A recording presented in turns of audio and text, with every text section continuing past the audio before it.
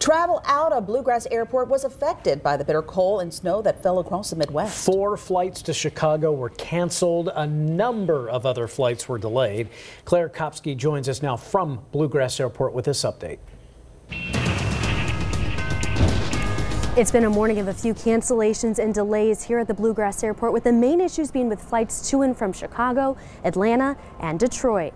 Bluegrass Airport staff were able to easily clear off the runway this morning, so any delays or cancellations were due to weather or other issues at airports in other cities. So even if you're flying and headed to a city that isn't expecting any winter weather, it's important to keep checking the status of your flight in case your plane is coming from one of those snowy or icy cities. Unfortunately, there's not a great alternative travel option right now, as the elements are plaguing many of the interstates as well. One traveler trying to get to Fort Lauderdale this morning told me she's grateful she didn't have to wait on the phone to sort out her delays and cancellations. Instead, she was able to use the airline apps. Luckily, nowadays we have these apps on our phone, and it was pretty easy rebooking my flight the first time, but then when it was canceled, that was challenging. But then I ended up not having to talk to anybody because I was able to do it at the full website.